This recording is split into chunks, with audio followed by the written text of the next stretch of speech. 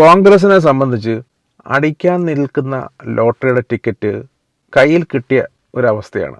അത് കയ്യിൽ സൂക്ഷിച്ച് വെച്ച് സമയത്ത് കൊണ്ട് ഹാജരാക്കുക, പൈസ മേടിച്ച് പോക്കറ്റിടുക. ഇതാണ് കോൺഗ്രസിന് കിട്ടിയിരുന്ന ഗോൾഡൻ ഓപ്പർച്യൂണിറ്റി. അതായത് ഈ ഇലക്ഷന് പത്രിക സമർപ്പിച്ച് നിന്ന് കൊടുത്തു കഴിഞ്ഞാൽ ജയിക്കാനുള്ള സംഗതി കിട്ടും.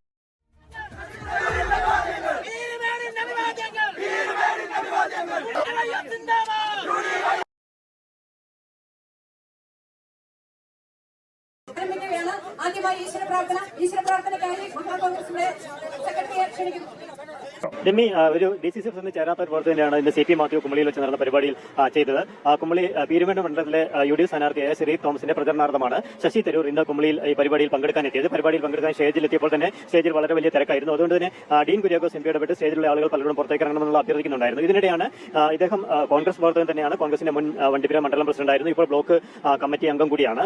പഞ്ചായത്ത് അംഗത്തിന്റെ ഭർത്താവ് കൂടിയായ മഹേഷ് എന്ന ആളിന് നേരെയാണ് DCC പ്രസിഡന്റ് ഇത്തരത്തിൽ കയ്യേറ്റ ശ്രമം. ഇദ്ദേഹം ശശി തരൂരിനൊപ്പം നിന്ന് ഭിന്നശേഷിക്കാരനും കൂടിയായ ഇദ്ദേഹം ഒരു സെൽഫി എടുക്കാനായി ശ്രമിക്കുകയായിരുന്നു. ഈ സെൽഫി എടുക്കാൻ ശ്രമിക്കുന്ന സമയത്താണ് CP മാത്യു ഇദ്ദേഹത്തിന്റെ തോളിന് കൈകൊണ്ട് അടിക്കുന്നത്. കൈകൊണ്ട് അടിച്ചപ്പോഴത്തേനും സമീപത്ത് ഇത് കണ്ടുനിന്ന പ്രാദേശിക നേതാക്കളുണ്ടായത്. കോൺഗ്രസിന്റെ പ്രാദേശിക നേതാക്കൾ തന്നെ ഇത് ചോദ്യം ചെയ്യുന്ന ഒരു സാഹചര്യം ഉണ്ടായി. ചോദ്യം ചെയ്തപ്പോൾ CP മാത്യു ഇവരുമായി തർക്കത്തിൽ ഏർപ്പെട്ടു. ഈ തർക്കത്തിനിടെ തർക്കം രൂക്ഷമായെന്ന് കണ്ടുകയും അതുപോലെ തന്നെ മാധ്യമങ്ങൾ സംഭവം ചിത്രീകരിക്കാൻ ശ്രമിക്കുന്ന കണ്ടതോടുകൂടിയാണ് CP മാത്യു അടങ്ങുകയും തുടർന്ന് ഇയാളെ സ്റ്റേജിലേക്ക് വിളിച്ച് കയറ്റുകയും സെൽഫി എടുക്കുകയും സമാധാനിപ്പിച്ച ശേഷം വിടുകയും ചെയ്ത്. കോൺഗ്രസ് പ്രവർത്തകർ നേരെയാണ് ഇത്തരത്തിൽ ആക്രമണം. ഇതിനുശേഷം ഈ പരിപാടി നടന്നതിന് ശേഷം അവിടെ നിന്ന് വാഹനങ്ങൾ കടന്നു പോകുന്നതുമായി ബന്ധപ്പെട്ടും കോൺഗ്രസ് പ്രവർത്തകരും വാഹന ഒരു ഡ്രൈവറുമായി ചില തർക്കങ്ങളൊക്കെ ഉണ്ടാകുകയും ചെയ്തു. എന്തായാലും ഇത്തരത്തിൽ പൊതുപ്രവർത്തനം ചെയ്യാത്ത ഒരു പണി തന്നെയാണ് CP മാത്യു കാണിച്ചത്. എന്തായാലും ഇയാൾ കോൺഗ്രസ് പ്രവർത്തകനാണ്. കോൺഗ്രസിന്റെ മണ്ഡലം പ്രസിഡന്റ് ഒക്കെ ആയിരുന്നതിനാൽ ഇയാൾ എന്തായാലും പരാതി ഇപ്പോൾ നൽകിയിട്ടില്ല.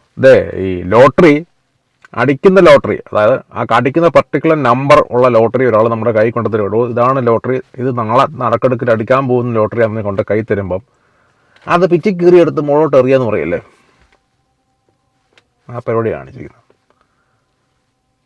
ഭരണവിരുദ്ധത കൊണ്ട് പൊതുജനം ഈ പ്രാവശ്യം വോട്ട് ചെയ്യാൻ സാധ്യത BJPക്കും കോൺഗ്രസുമാണ്. അതിൻ്റെ അകത്ത് കേരളത്തിൽ ഭരിച്ചുകൊണ്ടിരുന്ന പാർട്ടി എന്നുള്ള നിലയിൽ കോൺഗ്രസിന് കൂടുതൽ സാധ്യതയാണ്. ഈ ഒരു സമയത്താണ് ഇമാതിരി പരിപാടി കാണിക്കുന്നത്. അവനവനെ കൈവെള്ളയെ വന്ന് കിട്ടുന്ന അവസരങ്ങൾ കാലം കൊണ്ട് തൊളിച്ച് 10 വർഷമായി കോൺഗ്രസ്സുകാർ ഒരു പരിപാടി ഇല്ലാതെ ഇരിക്കുകയാണ്. ഇനി ഒരു 5 വർഷത്തോടെ ഭരണം ഇല്ലാതെ ഇരിക്കുക എന്ന് പറഞ്ഞാൽ ഒരു കോൺഗ്രസ് പ്രവർത്തകനെ സംബന്ധിച്ച് ഇതിൽ കൂടുതലൊരു ഗതികെട്ട അവസ്ഥ വരാനില്ല. ഈ പ്രാവശ്യം കോൺഗ്രസ് ജയിക്കുന്നില്ലെങ്കിൽ ചിലപ്പം കോൺഗ്രസിൽ നിന്നൊരു വലിയ വിഭാഗം BJPയിലോട്ടും മാർക്സിസ്റ്റ് പാർട്ടിയിലോട്ടും സ്പ്ലിറ്റ് ആകാൻ സാധ്യതയുണ്ട്. കോൺഗ്രസിന്റെ കൂടെ എക്കാലമുള്ള മുസ്ലിം ലീഗ് ഭരണം ഇല്ലാതെ 10 വർഷമായിട്ട് അവരിയ്ക്കുന്നു. അവരൊരു പക്ഷേ മാർക്സിസ്റ്റ് പാർട്ടിയായിട്ട് ജോയിൻ ചെയ്യാൻ സാധ്യതയുണ്ട്, ഇല്ലെന്ന് പറയാൻ പറ്റുമോ? കാരണം അവർക്ക് BJP പോയി ജോയിൻ ചെയ്യാൻ വളരെ ബുദ്ധിമുട്ടാണ്. അതുകൊണ്ട് ചിലപ്പം മാർക്സിസ്റ്റ് പാർട്ടി ജോയിൻ ചെയ്യും. ചിലപ്പോൾ അതിൻ്റെ അകത്തുനിന്ന് ഒരു വിഭാഗം BJPയിലും പോയി ജോയിൻ ചെയ്യാൻ സാധ്യതയുണ്ട്, ഇല്ലെന്ന് പറയാൻ പറ്റില്ല. നോർത്തിലോട്ടൊക്കെ ചെന്നാൽ ഒരുപാട് മുസ്ലിംസ് BJPയിൽ ജോയിൻ ചെയ്തിട്ടുണ്ട്. അതാണ് നമ്മൾ കണ്ടിരിക്കുന്നത്. വാർത്തയിലൊക്കെ ചെക്ക് ചെയ്ത് നിങ്ങൾക്ക് മനസ്സിലാവും. കോൺഗ്രസിന് കിട്ടിയ ഗോൾഡൻ ഓപ്പർച്യൂണിറ്റിയാണ്. കോൺഗ്രസ് പ്രവർത്തകരുടെ എക്കാലമുള്ള പ്രശ്നമാണ് ഈ തമ്മിത്തല്ല്. എന്നാലൊരു ഭരണത്തിൽ വരുന്നുണ്ട്, ഭരിക്കുന്നുണ്ട്. ഞാൻ മനസ്സിലാക്കിയിരിക്കുന്നു BJPയെക്കാളും മാർക്സിസ്റ്റ് പാർട്ടിയെക്കാളും മനുഷ്യന് കുറച്ചുകൂടെ കംഫോർട്ട് കോൺഗ്രസ് പാർട്ടി ഭരിക്കുമ്പോൾ ഉണ്ട്. അതിലും മറ്റൊക്കെ എല്ലാ പാർട്ടിക്കാരും ഭരിക്കുമ്പോൾ ഉണ്ട്. മെറിറ്റ്സ് ആൻഡ് ഡീമെറിറ്റ്സ് എല്ലാ പൊളിറ്റിക്കൽ പാർട്ടിക്കും ഉണ്ട്. കോൺഗ്രസിനും ഉണ്ട്, മാർക്സിസ്റ്റ് പാർട്ടിക്കും ഉണ്ട്, BJPക്കും ഉണ്ട്. അതിൽ തമ്മിൽ ഭേദം തൊമ്മൻ നമ്മൾ പറയല്ലോ, ഒരു പഴഞ്ചൊല്ലുണ്ട്. അതാണ് ഞാൻ പറഞ്ഞ കോൺഗ്രസ് പാർട്ടി. അതാണ് ഇന്നിപ്പോൾ കേരളത്തിൽ UDF ഭരണം എന്ന് പൊതുജനം ആഗ്രഹിക്കുന്നത്. ഭരണവിരുദ്ധതയാണ് ഇതിനകത്ത് മെയിൻ കാരണം. സംസ്ഥാന അധികാരി അവർ അത്യാവശ്യം കാര്യങ്ങളൊക്കെ ചെയ്യുന്നുണ്ട്. ആൾക്കാർക്ക് കിട്ടേണ്ട അവകാശങ്ങൾ, അതായത് നമുക്കറിയാം PSCക്കകത്ത് എഴുതിയ പിള്ളേർക്കൊന്നും പ്രോപ്പറായിട്ട് കിട്ടിയിട്ടില്ല. ആരോഗ്യവകുപ്പ് ഇന്ത്യയിൽ അത്യാവശ്യം നല്ല രീതിയിൽ പോകുന്ന ആരോഗ്യവകുപ്പ്. പക്ഷേ അവിടെ നടന്ന സർജറി ഇഷ്യൂസും ഇപ്പോഴത്തെ കത്രിക വെച്ച് പോകുന്ന കേസുകളും അതൊക്കെ ഒരുപാട് ഇഷ്യൂസ് ഉണ്ടാക്കിയിട്ടുണ്ട്. വയനാട് ഫണ്ടിനെ കുറിച്ച് പറയുമ്പോൾ കോൺഗ്രസിനോട് ചോദിക്കുമ്പോൾ കോൺഗ്രസ് പറയുന്നത് അവന്മാര് പറയട്ടെ, അവന്മാരുടെ 750 കോടിയുടെ എവിടെ പോയി? അവരോട് ചോദിക്കുമ്പോൾ മാർക്സിസ്റ്റ് പാർട്ടിക്കാരനെ പറയുന്നത് ഇവന്മാരുടെ ഉണ്ടല്ലോ, ഇവന്മാര് പിരിച്ചത് എന്ത് ചെയ്യേ? അവന്മാരുടെ വീട് എവിടെ? ഞങ്ങളുടെ വീടുണ്ട്, ഇവന്മാരുടെ വീടില്ല. രണ്ടുപേരും ഫണ്ടിന്റെ കാര്യത്തിൽ പ്രോപ്പറായിട്ട് പറഞ്ഞിട്ടില്ല. അതൊരു വലിയ ചോദ്യമാണ്. ഈ മുസ്ലിം ലീഗ് പിരിച്ചിട്ടുണ്ട്, അത്യാവശ്യം വീടുകളൊക്കെ ചെയ്ത് കൊടുത്തിട്ടുണ്ട്.